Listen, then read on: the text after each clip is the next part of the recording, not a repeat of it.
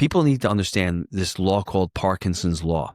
And Parkinson's law talks about as you make more money, as your paycheck gets higher, you tend to spend more money and see yourself doing that. And it's one of those things that's emotional. Well, Dad, we were making more money in real estate. I deserve to spend more money on it. Well, do you? You're always going to have that feeling of being broke and being stuck on that hamster wheel because you're earning more, but you're spending more.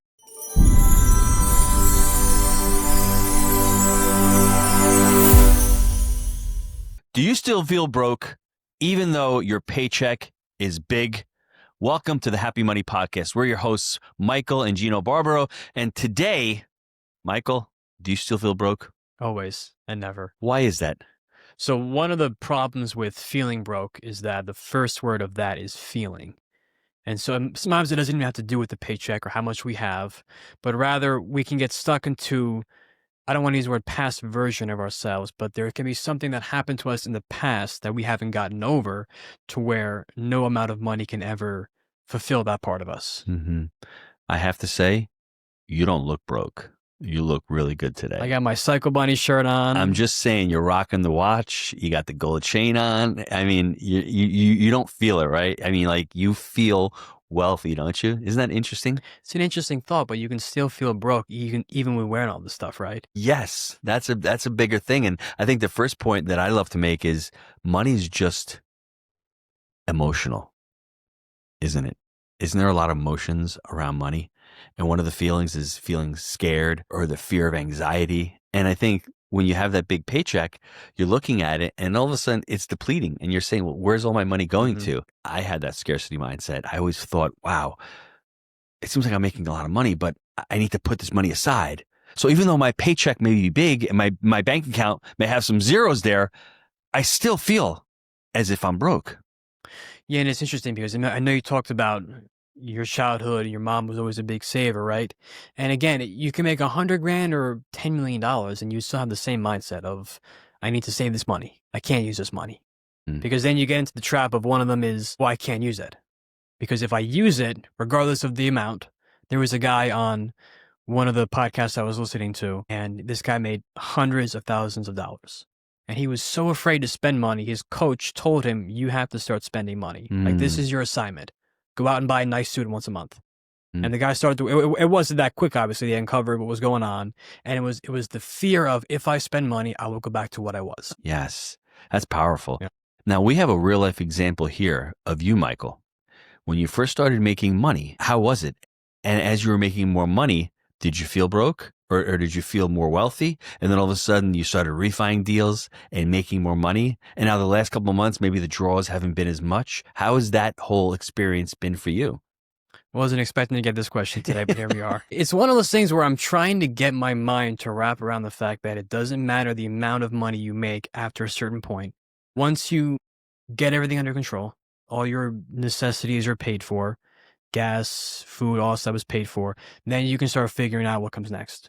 So once that threshold's passed, then you start to think, okay, what do I need to do to make more money from this? And that's what I'm trying to get to. I'm not trying to think about if I get a big check in the mail, I'm going to buy a new $10,000 watch. I don't really care about that. Okay, and I'm trying to get over that fact of I don't need all these things. I just want to make more money with this so I can do more good with it. So what's that threshold look like for you? As far as what? As far as trying to get there so that you don't have to worry about it and all your expenses and all your bills are paid. I think I'm there right now. I hope I am. I'm living at home. It's very interesting because this is something that seems so simple and so basic. And yet I was talking to somebody today who's been in business for 30 years. And I asked him, I said, how much do you need every month to live? What is your monthly burn rate? He couldn't answer me.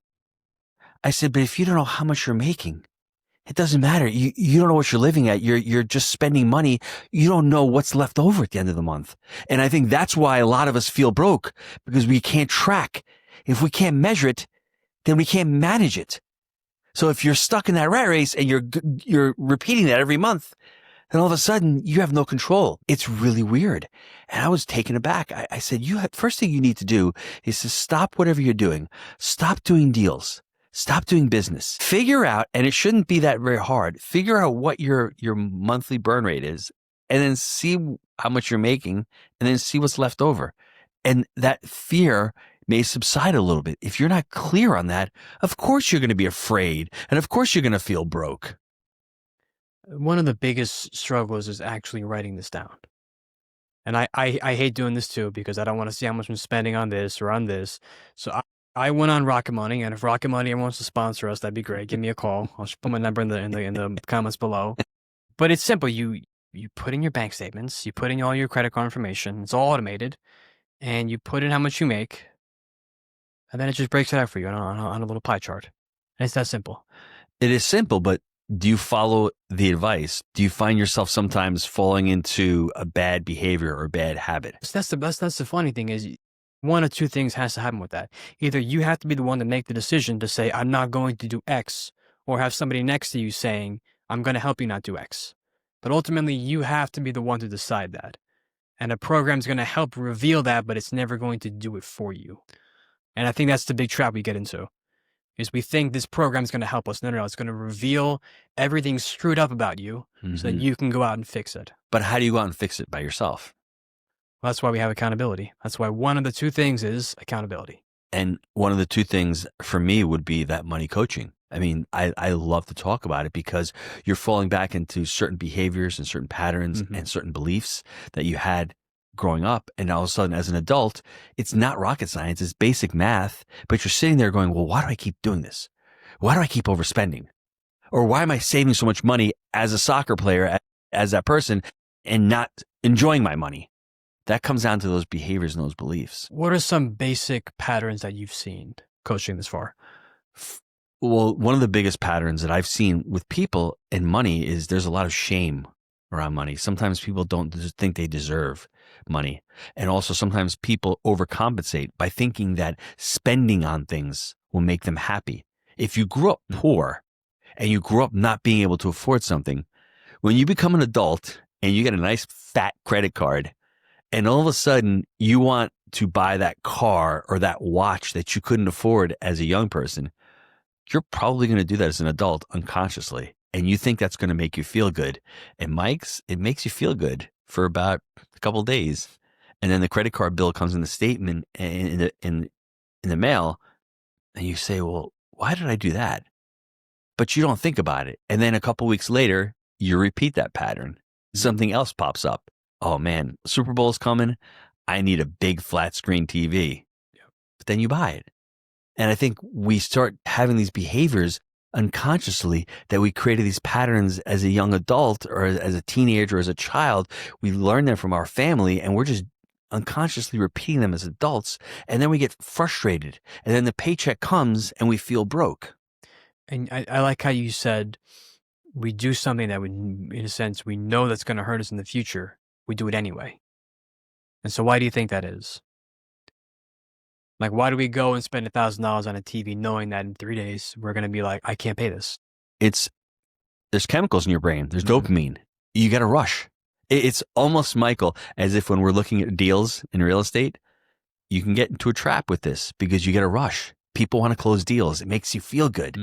You get that burst of dopamine coming into your system. And then and it's very interesting because you don't actually have to buy the TV or buy the deal. It's as you're thinking about it, you're getting that rush of dopamine. And then you actually end up buying it, and then dopamine wears off. And then a couple of days later, you need another rush.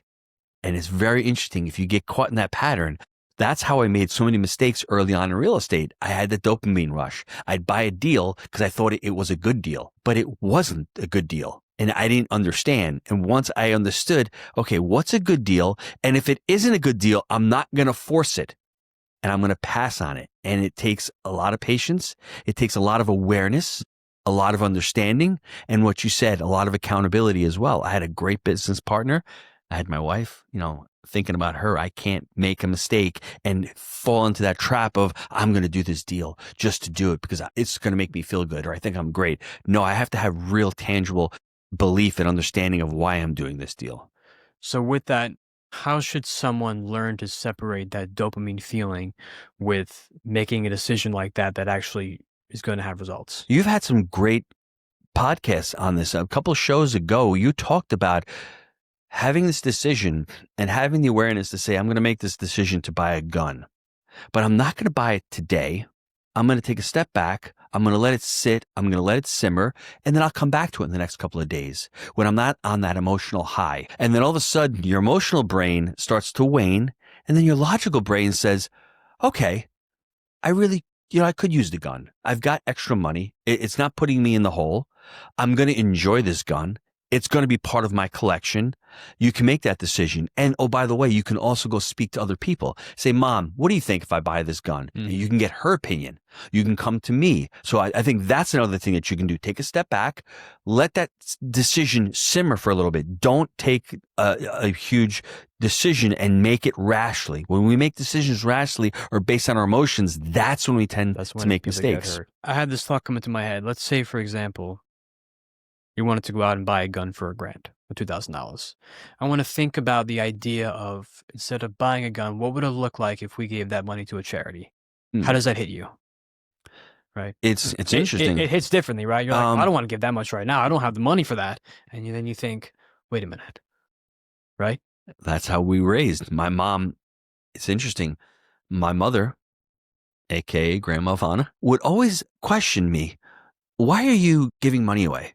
And she grew up poor. She grew up basically on a farm that they didn't have excess to give. So I was raised with, even though I have this excess here, I can't give it away. I can't gift this money because what happens if I need it? Yeah. To me, I've realized it really is the wrong mindset. I mean, I'm blessed with this excess. And I always think about that parable when Jesus is in the temple and he sees all of the Pharisees, they're giving of their excess. But of that poor woman that gives those copper coins, and Jesus points to her and says, she gave her all. She didn't give out of her excess. And that is what I try to lock into right now. You're thinking about giving your excess, and that's a powerful parable to think of, okay, if she can give of her all and she can be trusting like that, I want to start adopting that mindset. And it's very difficult and it's very hard because sometimes the scarcity kicks in again and goes, well, if I give it, am I going to get it somewhere else? Later? Yes. Yeah. Yeah. But even with that, I was even referencing, that money that you were going to use to buy that gun, that car, whatever it is, thinking of using that money for something that wasn't that, like a charity. Even that in your mind starts to flip. And then you go, like I said, I can't give that away, even though it's excess. But now you're talking about something completely different, which is your all. Yes. Right. Michael, how difficult that is. One of the things that you had mentioned also was habits and a framework or process to do this. Sometimes our emotions just overtake us. Well, why don't you set up a process that, hey, if you want to be able to be more charitable, put an excess amount, a certain amount, 10%. So if you make $1,000, no matter what, $100 of that $10,000 goes to charity. 50% goes to living, $500. 10% goes to saving, another $100. So try to make it as if there's a routine or a system in place so your emotions don't overtake you and say, oh, and by the way, when you're building this, build it to your own specificity. Build it to your own values. Build it to what you want. If guns are important to you and you want to buy a gun, make sure you save up for the gun and you have money set aside for that. And then I think coming back to it, you won't feel broke. You'll feel more in control. Because I think when you have that, unfortunately, the control is an illusory factor. We technically don't have control, but I think if we can have certain controls of our budget and our money, we can have that type of control. But yeah. I mean, obviously, ultimately, the big control, it's an illusion to have thinking about having control of your job and all that. Yes. That's very hard. But there's certain aspects that you can control. The funny thing is, you say you don't have control over money, and that's technically true. Like, it's going to go somewhere unless you do something about it. Yes. And so if you have $7,000 a month coming in from your paycheck or whatever it is, it's going to do something. Either it's going to be sitting in an account doing nothing, or you're going to be spending on something. And so it's making that decision and choosing to say, okay, now I'm going to control what I have right now. And again, I like the idea of donating a percentage to charity because then it puts a real dollar amount on what's going there. And you feel the sting of like, this is money that I'm not going to see, and I might not even see the results of it, but it's knowing that we're doing something about it, right? That makes it worth it. If you got a $20,000 raise tomorrow, what would you do with the money? I ask myself that question like 5 times a week. 5 times a week? I ask that a lot in my own head. I always think if I had $1 million show up, what would I do with it? And as I've asked this throughout the months of just like preparing that question in my head, it stopped becoming more, I would buy this, this, this, and this, to like maybe buy like one guitar, and then I would invest this here, and then I would do this here. And it starts to change the mindset of how we think about money for me. And so now I get to think more logically. I get to think, okay, I would do this good thing with this. And it takes the emphasis away from all about me, right? How about you? $1,000,000. $1,000,000?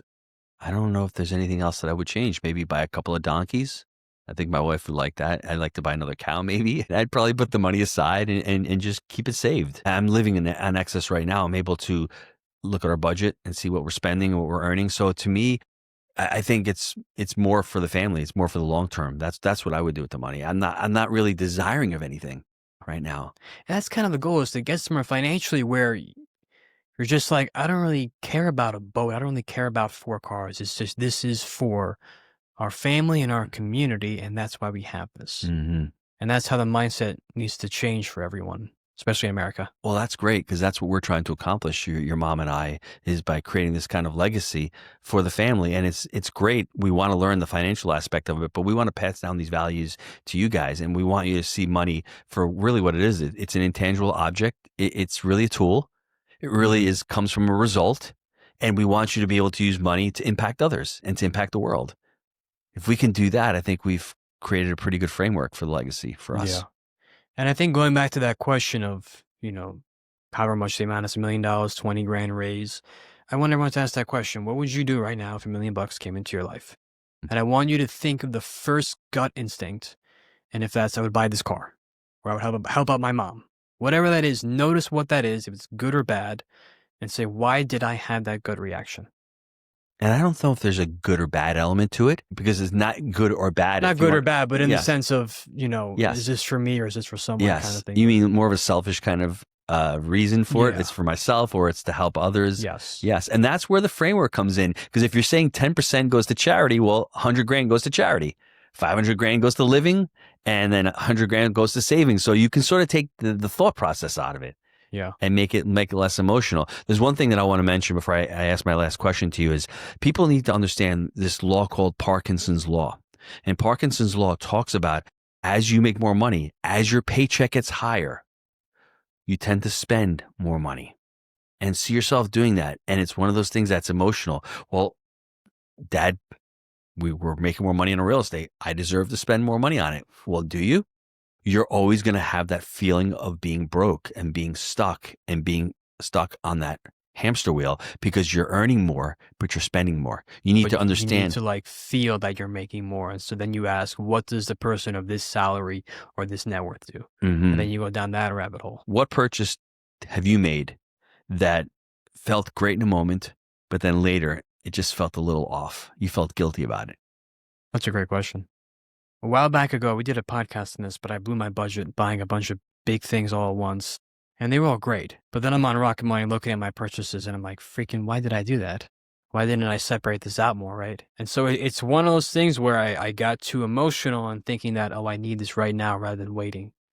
And then you get to the end of the month, and then you feel worse than you did before. You're trying to like hide something with the fact that you're spending too much, right? Did you buy some Psycho Bunnies? Is that what you did? Did you buy some guns? Did you remember what you bought? I think it was in there. I think it was a coffee machine. It was some school program.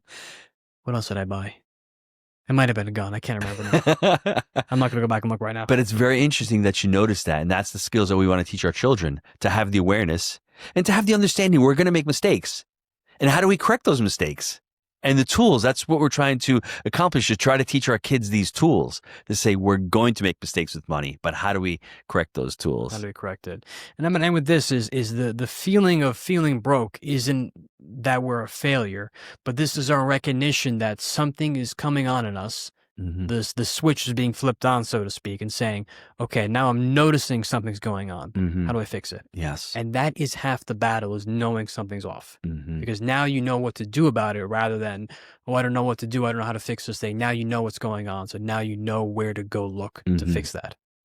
I was recently reading a book, and they were talking about vision and long-termism. And this one hit me really hard because it has a lot to do with why you're feeling broke, even though you're making more money. Somebody was swimming a race. They were swimming across the Atlantic to the English Channel, and they were going through shark-infested waters. They were struggling after hours. All of a sudden, a fog rolls in. They can't see the shoreline. They ultimately end up quitting the race. They had to stop swimming. They were like 300 yards away from the shore. They didn't know. The fog rolled in and it blocked their vision. They didn't see it. And that's what I think a lot of people have trouble with money is they don't plan. They don't have a vision. They don't have goals. And if you don't, you ultimately end up feeling as if you're quitting. You end up feeling as you are broke. You have no control. But if you can create a plan for yourself, you can see the shoreline. And this is what happened to me at the restaurant, Michael. This is why the restaurant was very difficult for me, because I didn't see the shoreline. I didn't have hope. I didn't have the awareness to say, how do I create a plan long term? How do I generate? I couldn't see that. And that's why it was very difficult for me in that business. And that's why I felt as if I was broke, living paycheck to paycheck. Yeah. One of the number one biggest anxiety killers that I've seen in myself and people is clarity and knowledge. What is anxiety? What is being anxious? What does that mean? It means you don't know how this is going to go. I'm anxious about my future. Why? Because you don't know what's going to happen. I'm anxious about this new job. Why? I don't know how it's going to go. I'm anxious about my financial situation. Why? Because I have no idea what's going on. So how do we kill that? By learning about it. Yeah. Because that ultimately is going to sting. It's going to be like, I don't want to do this. I don't want, but it's a better feeling afterwards than sticking with it and sticking with not knowing. Yeah. Thanks, Brody. I love it. Love you. Love you too. Thanks for tuning in to the Happy Money Podcast. We're your hosts, Michael and Gino Barbaro for Barbaro 360, and we'll see you on next week's Happy Money Podcast.